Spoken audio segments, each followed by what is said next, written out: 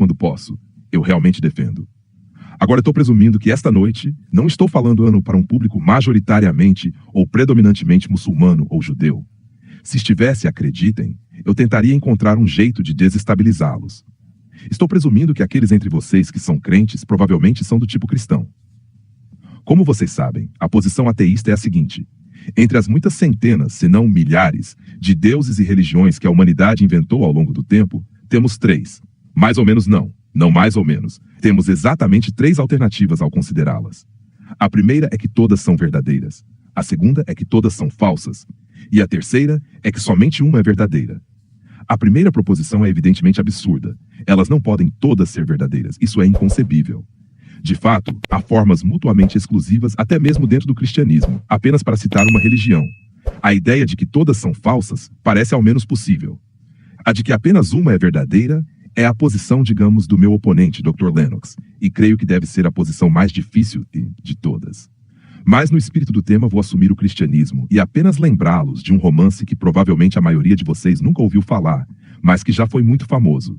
Chamava-se When It Was Dark, quando estava escuro. Alguém já ouviu falar ou leu? Foi um grande best-seller pouco antes da Primeira Guerra Mundial. Era de um homem chamado Guy Thorne.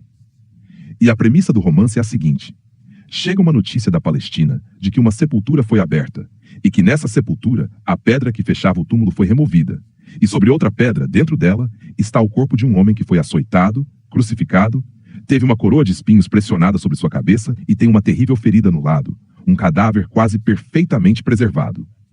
E com essa notícia, com essa terrível descoberta arqueológica, o mundo sofre um colapso moral completo.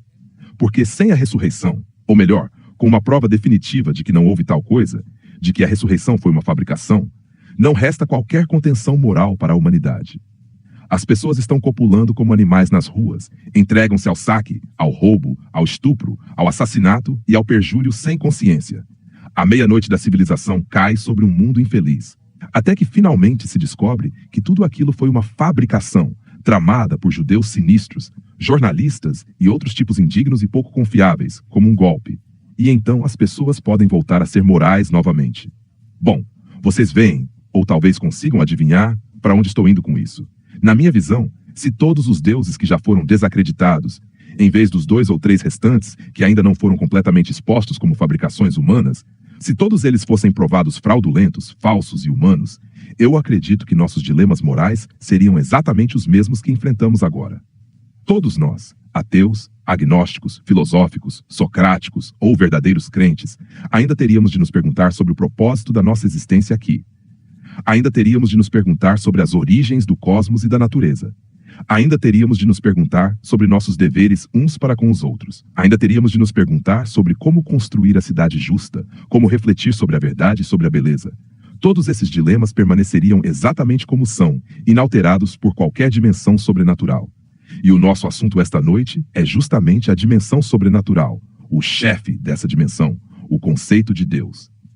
Então quero começar esclarecendo por que acredito que não existe tal entidade ou pessoa. E quero continuar dizendo porque fico aliviado ao refletir que isso é assim. Porque penso que seria horrível se fosse verdade, de outra forma. E creio que devo começar com uma distinção entre teísmo e deísmo. Até mesmo as famosas 5 provas de Tomás de Aquino para a existência de Deus, por exemplo, são, estritamente falando, pouco teológicas. Elas são essencialmente deístas. Tratam de causas primeiras ou causas não causadas, potenciais ou latentes.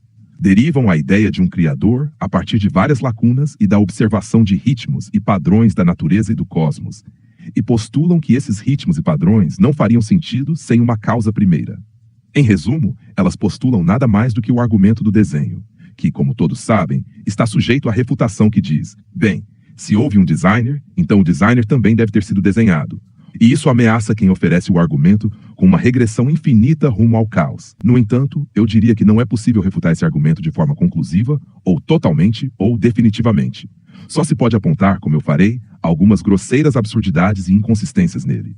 Mas para esta noite e para os propósitos deste debate, por que não simplesmente concedo que poderia ser verdade que houve um criador original, e que essa é uma explicação boa e elegante para como, ao menos, o cosmos e o processo da vida na Terra, duas coisas bastante diferentes, começaram?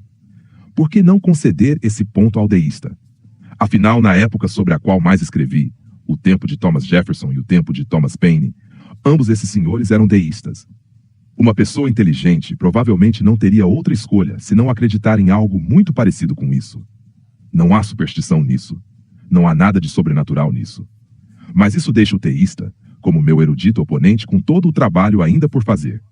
Se eu fizer essa concessão, ele ainda terá de mostrar de alguma forma, não apenas que existe um Deus, mas que ele mesmo entende a mente desse Deus, conhece a vontade, ou pode interpretar a vontade e os desejos dessa divindade em questões tão importantes quanto o que é bom, o que é mal, quais alimentos talvez sejam permitidos, ou quais alimentos podem ser profanos, quais parcerias sexuais são permitidas, quais posições sexuais de fato são ilícitas ou legítimas, quais dias da semana são santos ou não, quando ou se é necessário mutilar os genitais de crianças. Questões importantes nas quais alguém tem que dizer, sim, eu sei, devemos fazer isso, porque eu por acaso sei o que Deus quer que façamos. Agora, é minha argumentação, senhoras e senhores, e penso que é uma afirmação bastante razoável, que, por mais brilhante que seja como matemático, o Dr. Lennox, nenhuma pessoa, nenhum outro ser humano, nenhum outro primata, nenhum outro mamífero, por mais inteligente que seja, está em posição de dizer que conhece a vontade de Deus, ou a palavra de Deus, ou o desejo ou intenção de Deus. Essa informação não é acessível aos seres humanos. E, portanto, minha primeira declaração é esta. Aqueles que afirmam que sabem já estão, de certo modo, desacreditados. Estão iludidos e, em certo sentido, são os primeiros que devem admitir que o argumento segue adiante sem eles. Porque precisamos ser educados, todos nós, cada vez mais, à medida que descobrimos quanto mais há para saber pela medida do quão pouco sabemos ou podemos saber. Somente aqueles que dizem que sabem, que têm certeza, são os que devemos desconfiar a priori, se posso usar essa expressão. Muito bem, esperando ter estabelecido esse ponto apenas para fins do debate, não temos a palavra adista, embora eu ache que deveríamos. Eu diria que sou um adista tanto quanto um ateu. Não acredito que tenha havido um motor inicial. Não acredito que tenha havido uma primeira causa de natureza divina. Acho que temos explicações melhores, mais amplas e mais brilhantes para as origens das coisas do que a ideia de uma causa sobrenatural inicial. Mas alguns diriam também que nem precisamos da palavra ateu, porque afinal, eu não exijo um termo especial quando digo a você que não acredito na fada do dente. Você não diz, qual é a palavra para alguém que não acredita nisso? Quando digo que não acredito em bruxas, e também não acredito na injunção bíblica para matá-las, ninguém pergunta, qual é o termo para quem não acredita em bruxas e feitiçaria? Quando digo ao muçulmano, seu profeta acredita em demônios de poeira, djinns e nos espíritos assombrados do deserto, quando aponto o tipo de superstição camponesa absurda envolvida na profissão de fé muçulmana, ninguém me diz, qual é a palavra que você está usando para dizer que não acredita em demônios de poeira e djinns? Acho que posso ser geralmente reconhecido como alguém que tem boas razões para duvidar. Entretanto, penso que o desafio é justo, porque creio que estamos divididos entre aqueles que atribuem nossa presença aqui às leis da biologia e da física, e somos modestos ao fazer isso, eu acho. Dizemos que nos submetemos às evidências, e mesmo que elas nos tragam conclusões pouco agradáveis, nós as aceitaremos se forem bem fundamentadas. E aqueles que são vaidosos o bastante, eu diria arrogantes, na verdade, para pensar que estão aqui como consequência de um desenho divino. Há toda a diferença do mundo entre essas duas visões de mundo. E a grande diferença é, uma delas tem evidência para sustentá-la e a outra não. E uma delas dirá antecipadamente o que a refutaria. Eu posso dizer, se você me perguntar que tipo de evidência se apresentada, me obrigaria a mudar de ideia. E o teísta nunca fará isso. Ele nunca dirá antecipadamente, mostre-me isto e deixarei de acreditar. Há sempre um reabastecimento infinito do recurso infinitamente renovável da fé. Na verdade, é a humildade disso que me faz rir, de certo modo.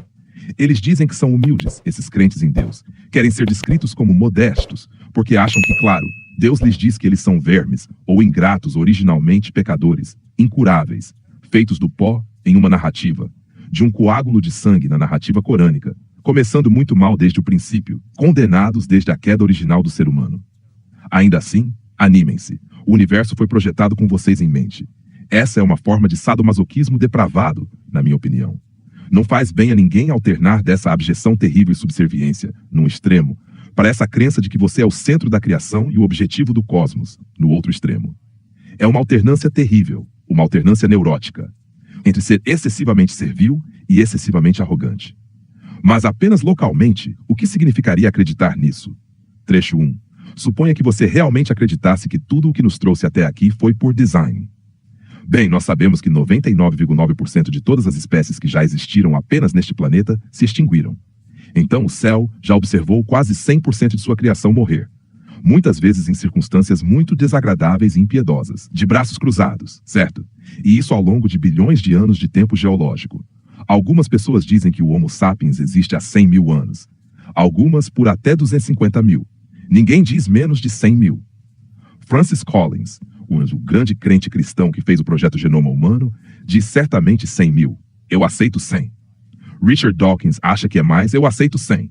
O que significa se somos supervisionados e criados divinamente e cuidados divinamente?